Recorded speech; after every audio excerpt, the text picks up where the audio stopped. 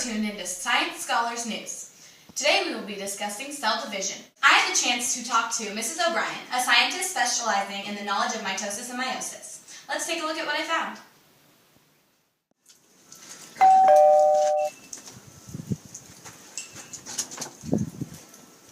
Hello, Mrs. O'Brien. Can we ask you a few questions about cell division? Well, I'm getting ready to make my lunch, but we can figure something out. And it's Miss, by the way. Oh, I'm sorry. Did you get a divorce? No, I'm recently widowed. Now come on in. There are 8 phases of meiosis broken up into 2 parts. Meiosis 1 starts out with a diploid cell. The first stage of meiosis is prophase 1. Let's consider this pizza dough a cell. In prophase 1, sister chromatids pair up to make chromosomes. These half toppings represent sister chromatids because they are similar but not the exact same. The spindle fibers begin to form, and the nuclear membrane begins to disappear.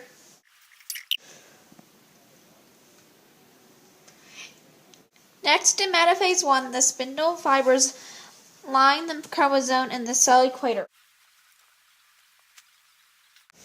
In anaphase 1, chromosomes move to opposite sides of the cell. Sister chromatids are still attached. In telophase 1, spindle fibers disappear.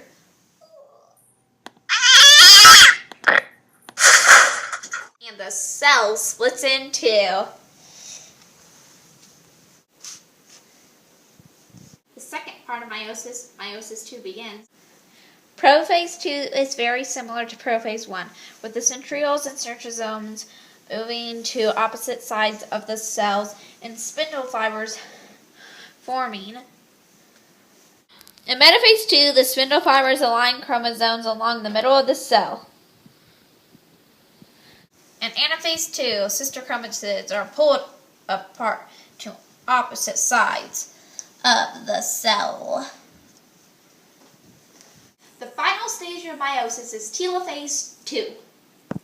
Nuclear membranes form around the chromatids. Spindle fibers disappear.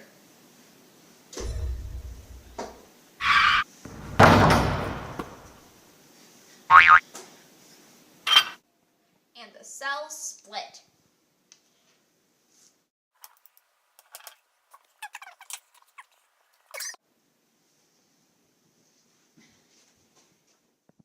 Wow, that was a lot of information. As you heard Mrs. or Ms. O'Brien say, there are 2 parts of meiosis. Lucky for us, Ms. Toller is going to compare and contrast them, so we aren't going to be confused. Meiosis 1 starts with 1 cell, while meiosis 2 starts with 2 cells.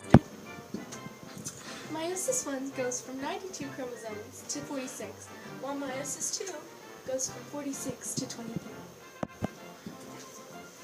Meiosis 1 follows interphase, while meiosis 2 follows, well, meiosis 1, duh. Anyway, meiosis 1 pulls apart homologous pairs, while meiosis 2 pulls apart sister chromatids. Meiosis 1 starts with a diploid cell, while meiosis 2 starts with a haploid cell. Their similarities are that they both divide cells, they both have prophase, metaphase, anaphase, and telophase, and they both line up chromosomes in the equator. Thanks, Ms. Toller. Now back to my interview with Ms. O'Brien to explain mitosis. So, what's mitosis then? I thought that was when cells divided. They do. That's a different type of division. Oh, great. Can you explain it to us? Sure. I'm making brownies for my ex-best friend's funeral, so I can explain it to you while I ice it.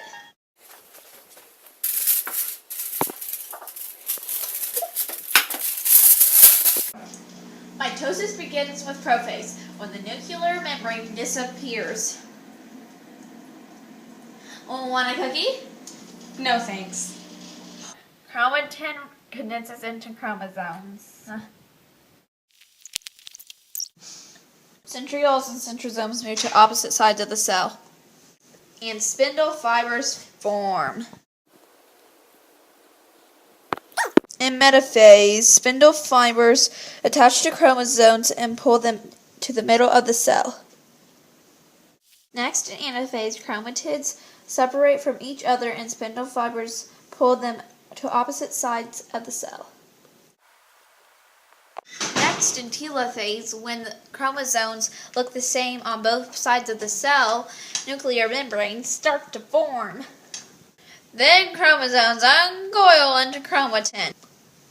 Finally, in cytokinesis, the cytoplasm is divided into two cells. Oh, my pizza's ready.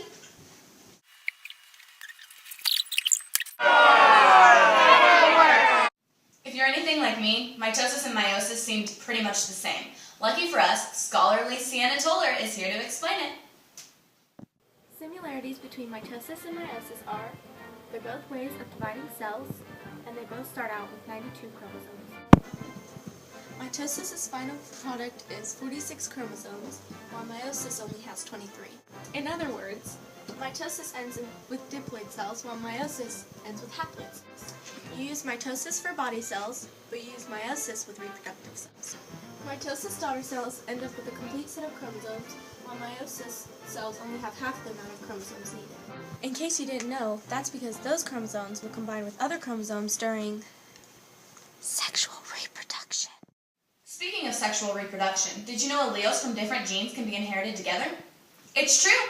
Some chromosomes are made up of a group of linked genes. As those chromosomes sort, groups of genes are moved along together. Individual genes are not moving themselves. Genes can exchange DNA from their alleles while crossing over in mitosis. If two genes are close together, crossovers will be uncommon. However, if two genes are far apart, crossovers are more likely to occur. You can prove this by constructing a gene map that shows the relative location of each gene in a chromosome. We sure learned a lot today. I don't know about you, but I've had enough explanation on cell division to last a lifetime. Thanks for tuning in to Science Scholar News.